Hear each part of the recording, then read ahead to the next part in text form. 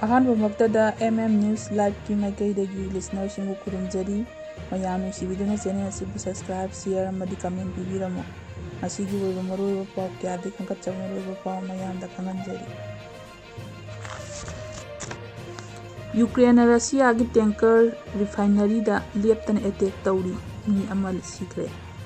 ꯖꯍꯥꯖ ꯑꯦꯇꯦꯛ ꯇꯧꯔꯛꯄꯗ ꯌꯨꯑꯦꯁꯅ ꯏꯔꯥꯟꯗ ꯑꯦꯌꯔꯇ꯭ꯔꯥꯏꯞ ꯇꯧꯈ꯭ꯔꯦ ꯏꯔꯥꯟꯅꯁꯨ ꯑꯕꯔ ꯁ꯭ꯇꯦꯠꯁꯤꯡꯗ ꯈꯨꯠ ꯍꯟꯈ꯭ꯔꯦ ꯈꯥ ꯆꯥꯏꯅꯥ ꯁꯃꯨꯗ꯭ꯔꯗ ꯆꯥꯏꯅꯥꯅ ꯇꯧꯕ ꯀ꯭ꯂꯦꯝꯁꯤꯡ ꯔꯤꯖꯦꯛ ꯇꯧꯈꯤꯕ ꯏꯪ 2013ꯀꯤ ꯀꯣꯠꯀꯤ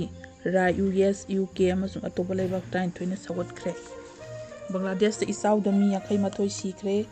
ꯒꯟꯖꯥ ꯁ꯭ꯀ꯭ꯔꯤꯞꯇ ꯏꯖꯔꯦꯜꯒꯤ ꯐꯣꯔꯁꯦꯁꯀꯤ ꯑꯦꯇꯦꯛꯇ ꯅꯨꯄꯤ ꯃꯆꯥ 5 ꯌꯥꯎꯅ ꯃꯤ 5 ꯁꯤꯈ꯭ꯔꯦ ꯆꯥꯏꯅꯥꯗ ꯕ꯭ꯔꯍꯃꯄꯨꯇ꯭ꯔ ꯇꯨꯔꯦꯜꯗ ꯁꯥꯔꯤꯕ ꯃꯦꯒꯥ ꯗꯥꯝ ꯑꯁꯤ ꯀꯗꯥꯏ ꯐꯥꯎꯕ ꯇꯦꯛꯇ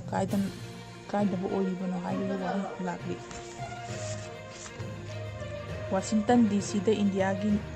ꯃ꯭ꯌꯨꯖꯤꯌꯝ ꯁꯥꯅꯕ ꯄ꯭ꯂꯥꯟ ꯇꯧꯏ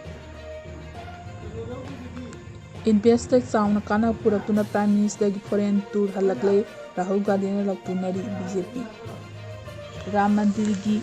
ꯗꯣꯅꯦꯁꯟꯒꯤ ꯁꯦꯜ ꯃꯥꯡꯈꯤꯕꯒꯤ ꯋꯥꯊꯣꯛ ꯉꯁꯤꯗ ꯄ꯭ꯔꯥꯏꯝ ꯃꯤꯅꯤꯁꯇꯔꯒ ꯇꯨꯃꯤꯟ ꯂꯩꯁꯤꯜꯂꯤ ꯀꯪꯒ꯭ꯔꯦꯁ ꯏꯂꯦꯛꯇꯣꯔꯦꯜ ꯔꯣꯜꯁꯤꯡ ꯌꯥꯎꯅꯕ ꯑꯅꯧꯕ ꯚꯣꯇꯔꯁꯤꯡꯕꯨ ꯃꯈꯣꯏꯒꯤ ꯃꯃꯥ ꯃꯄꯥꯒꯤ SIRꯒꯤ ꯑꯀꯨꯞꯄ ꯋꯥꯔꯣꯜ ꯑꯗꯨ ꯄꯤꯈꯠꯄ ꯆꯪꯏ ꯏ.ꯁꯤ. ꯄ꯭ꯂꯦꯟꯒꯤ ꯚꯥꯔꯥ ꯊꯥꯖꯗꯕ ꯃꯑꯣꯡꯗ ꯍꯦꯟꯒꯠꯂꯛꯂꯤꯕ ꯑꯁꯤ ꯊꯤꯡꯅꯕ ꯒꯥꯏꯗꯂꯥꯏꯟ ꯁꯦꯝꯕꯤꯌꯨ ꯍꯥꯏꯅ ꯊꯥꯔꯛꯄ ꯀꯦꯁꯀꯤ ꯍꯤꯌꯥꯔꯤꯡ ꯉꯁꯤ ꯇꯥꯔꯒꯅꯤ ꯋꯥꯔꯜꯗ ꯔꯦꯀꯣꯔꯗ ꯊꯝꯈꯤꯕ MMCꯕꯨ ꯊꯥꯒꯠꯈ꯭ꯔꯦ ꯍꯧꯖꯤꯛ ꯃꯈꯥ ꯇꯥꯕ ꯄꯥꯎ ꯁꯨꯒꯥꯏꯅ ꯄꯤꯖꯔꯤ ꯌꯨꯀ꯭ꯔꯦꯟꯗ ꯔꯁꯤꯌꯥꯒꯤ ꯇꯦꯡꯀꯔ ꯔꯤꯐꯥꯏꯅꯔꯤꯗ ꯂꯦꯞꯇꯅ ꯑꯦꯇꯦꯛ ꯇꯧꯔꯤ ꯃꯤ ꯑꯃ ꯁꯤꯈ꯭ꯔꯦ ꯌꯨꯀ꯭ꯔꯦꯅꯤꯌꯥꯟ ꯐꯣꯔꯁꯦꯁꯅ ꯔꯁꯤꯌꯥꯒꯤ ꯑꯣꯏꯜ ꯐꯦꯁꯤꯂꯤꯇꯤꯁꯤꯡꯗ ꯃꯈꯥ ꯇꯥꯅ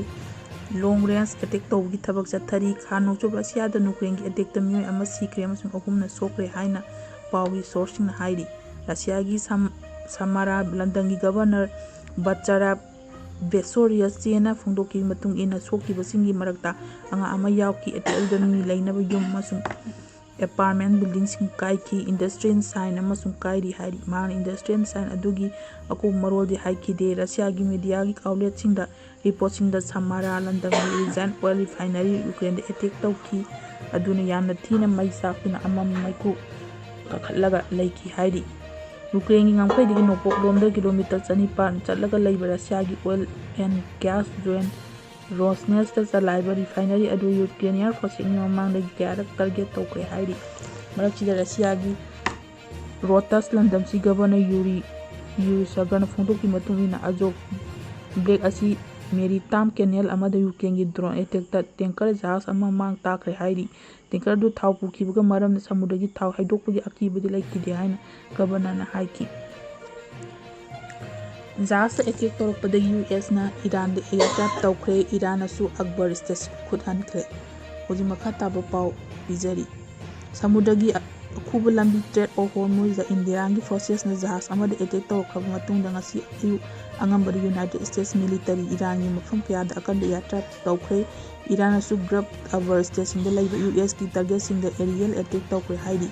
ꯍꯟꯗꯛ ꯁꯤꯖꯐꯥꯌꯔ ꯀꯥꯏꯗꯨꯅ ꯀꯟꯅ ꯈꯨꯠ ꯊꯣꯛꯅꯕ ꯍꯧꯔꯛꯄ ꯑꯁꯤꯗ ꯍꯧꯈꯤꯕ ꯐꯦꯕ꯭ꯔꯨꯋꯥꯔꯤ 19ꯗꯒꯤ ꯊꯣꯛꯈꯤꯕ ꯂꯥꯟ ꯑꯁꯤ ꯇꯪꯈꯥꯏ ꯇꯥꯅ ꯂꯣꯏꯁꯤꯟꯅꯕ ꯍꯣꯠꯅꯕꯗ ꯋꯥ ꯀꯥꯏꯔꯛꯀꯗ꯭ꯔꯥ ꯍꯥꯏꯅ ꯆꯤꯡꯅꯔꯤ ꯊꯥꯎ ꯑꯃꯁꯨꯡ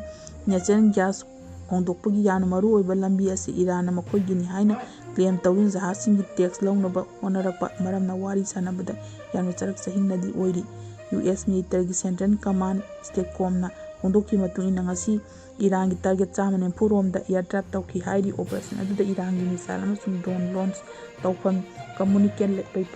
ꯀꯝꯃꯨꯅꯤꯀꯦꯁꯟ ꯏꯀ꯭ꯋꯤꯞꯃꯦꯟꯠ ꯑꯃꯁꯨꯡ ꯑꯇꯩ ꯁꯥꯏꯟꯁꯁꯤꯡ ꯌꯥꯎꯈꯤ ꯍꯥꯏꯅ ꯁꯦꯟꯀꯣꯟꯅ ꯐꯣꯡꯗꯣꯛꯈꯤ ꯏꯔꯥꯟꯅꯁꯨ ꯔꯥꯃꯔꯦꯖ ꯕ꯭ꯂꯨꯔꯦꯠ ꯀꯗꯔ ꯎꯃꯥꯟ ꯑꯃꯁꯨꯡ ꯖꯣꯔꯗꯥꯟ ꯌꯥꯎꯅ ꯃꯐꯝ ꯀꯌꯥꯗ ꯌꯨꯑꯦꯁꯀꯤ ꯃꯤꯂꯤꯇꯔꯤꯒꯤ ꯇꯥꯔꯒꯦꯠꯁꯤꯡ ꯑꯦꯔꯤꯌꯦꯜ ꯑꯦꯇꯦꯛ ꯇꯧꯈꯤ ꯍꯥꯏꯔꯤ ꯃꯈꯥ ꯇꯥꯕ ꯄꯥꯎ ꯄꯤꯖꯔꯤ ꯏꯟꯚꯦꯁꯇ ꯆꯥꯎꯅ ꯀꯥꯟꯅꯕ ꯄꯨꯔꯛꯇꯨꯅ ꯄ꯭ꯔꯥꯏꯝ ꯃꯤꯅꯤꯁꯇꯔꯒꯤ ꯐꯣꯔꯦꯟ ꯇꯨꯔ ꯍꯜꯂꯛꯂꯦ ꯔꯥꯍꯨꯜ ꯒꯥꯟꯙꯤꯅ ꯂꯥꯎꯊꯨꯛꯅꯔꯤ ꯕꯤ.ꯖꯦ.ꯄꯤꯅ ꯉꯁꯤ ꯄ꯭ꯔꯥꯏꯝ ꯃꯤꯅꯤꯁꯇꯔ ꯅꯔꯦꯟꯗ꯭ꯔ ꯃꯣꯗꯤꯒꯤ ꯍꯟꯗꯛꯇ ꯂꯩꯕꯥꯛ 3 ꯆꯪꯂꯨꯕ ꯑꯗꯨꯒꯤ ꯔꯤꯄꯣꯔꯠ ꯀꯥꯔꯗ ꯄꯨꯊꯣꯛꯈ꯭ꯔꯦ ꯑꯃꯁꯨꯡ ꯔꯥꯍꯨꯜ ꯒꯥꯟꯙꯤꯅ ꯑꯦꯇꯦꯛ ꯇꯧꯔꯗꯨꯅ ꯄ꯭ꯔꯥꯏꯝ ꯃꯤꯅꯤꯁꯇꯔꯒꯤ ꯍꯟꯗꯛꯀꯤ ꯐꯣꯔꯦꯟ ꯇꯨꯔ ꯑꯗꯨ ꯂꯩꯕꯥꯛ ꯑꯁꯤꯒꯤꯗꯃꯛꯇ ꯃꯥꯏ ꯄꯥꯛꯀꯅꯤ ꯍꯥꯏꯅ ꯀꯪꯒ꯭ꯔꯦꯁ ꯂꯨꯆꯤꯡꯕ ꯑꯁꯤꯅ ꯌꯨꯝꯐꯝ ꯃꯅꯨꯡꯗ ꯂꯥꯎꯊꯨꯛꯅꯕ ꯊꯕꯛ ꯆꯠꯊꯔꯤ ꯍꯥꯏꯅ ꯐꯣꯡꯗꯣꯛꯈ꯭ꯔꯦ ꯅ꯭ꯌꯨ ꯗꯤꯜꯂꯤꯗ ꯂꯩꯕ ꯕꯤ.ꯖꯦ.ꯄꯤꯒꯤ ꯍꯦꯗꯀ꯭ꯋꯥꯔꯇꯔꯗ ꯄꯥꯡꯊꯣꯛꯈꯤꯕ ꯄ꯭ꯔꯦꯁ ꯀꯟꯐꯔꯦꯟꯁ ꯑꯃꯗ ꯋꯥ ꯉꯥꯡꯂꯗꯨꯅ ꯄꯥꯔꯇꯤꯒꯤ ꯁ꯭ꯄꯣꯛꯁꯄꯔꯁꯟ ꯁꯃꯤꯇ ꯄꯇ꯭ꯔꯅ ꯍꯥꯏ ꯏꯟꯗꯣꯅꯦꯁꯤꯌꯥꯗ president ꯄ꯭ꯔꯥꯕꯣꯋꯣ Suberior Tona Modi policy sing the yani wapam thamlakem sungandi maikay da akanba attack tawraduna mana asigu wapam masa amagi phawa tho oina basili masigi thong ase mark mikal maudama pallak phawa mai paklo haiki patana congress sung atopa opposition party sing hunnaduna nganglu New Zealand da prime minister gi compromer nakonda Modi lo singu makha Indian akan mong da purakle haiba adu thausin ningai oi haiki New Zealand ki prime minister foreigner ke la sonang haiki wafam aduda khantaba adu magyare Indian laiba congress party bas ni asianin de aikoina opposition asigumba tamathau tare haina aina khali haina mana haiki Indonesia da Australia amasung New Zealand da Modi na saluba laiba ahum gi tour adugi experiments adu palladuna mana high prime minister na foreign tour salu aduga raunga disu adu maksadi prime minister laiba asigi mai pa adu pura halai aduga Rahul Gandhi ne yum manung da laktuna bi thabak tawi haina maran siri kalina matau korana prime minister Modi lo jingo makara tawba apaw thabak sing apan pi sige haina thoksin yaduna lai haina patrana makata na maran siri prime minister Modi na Narendra Modi na tawkiba tangni panda operation lead sindurmam de India gi defense platform da matau tawba ngamba masu magi sakti adu malem da uba hnkhré opposition aduna border paring da lep lotun lairamba tero sing kem kaya mang tahan ki haina Indian gi daipo paragi thoram pemon mit Modi da wanga aduna haiki thoram ado Australian prime minister Otomi Agani su tharu yaki walam sta iko gi defense sector ya tawba ngamba masu sakti asi khangle adon operation sindura ngasi uba phangkre haina PM Modi na haiki batang patareta prime minister Modi India go Indonesia da Damas supersonic cruise missile adu rasa air to air missile supply tawbada ARP ki adu prime minister Narendra Modi amasung president Pramowa Sidurana marakta defense ki mari hena pakthok sokna madugi makha satharapani naka animak chemical minerals adu screen supply chain maritime security medicine education typers plant resource and autonomous telecommunication amasung food security yauna hauji malayam da tangdu laita da geopolitical gi fiam oiba asigi mamana mateng panam higanna yana waro tara mari sign tawnaki amarom dangarang India amasung New Zealand ani gi strategic partnership adu semin adu insurance contract da target thambalo pa koti ising contract ngagi oiba annual violence kit trek tawmin aduna poram yakre haina kiwi prime minister Christopher Luxon Indo Pacific sakti khathamnawi maikai da thamba tawminawi kaya spirakli coaching bani na wai sanaduna yana waro tara yana macang oiba ware try pan jawre dumi mano maru oiba khare yang khagalaga level logical amasung Indo Pacific ki nakan anina funeral positive amasung maritime gi thawk tawminaga da hydrographic data power tawnaba yana maru oiba yana waro ahum chai asigi rep sendu leiba ani marakta pathok phonba thawk tawminari haidi free and deal amasung atu mata pathok thawpagi matang jo wai sanagi matang chai tranga da rally tanba India US dollar million kun invest tawni thajaba thangkhre masi prime minister handak leiba ahum gi saluba da leibak sing adu da mana maran madugu sing wai sanara kiba aduni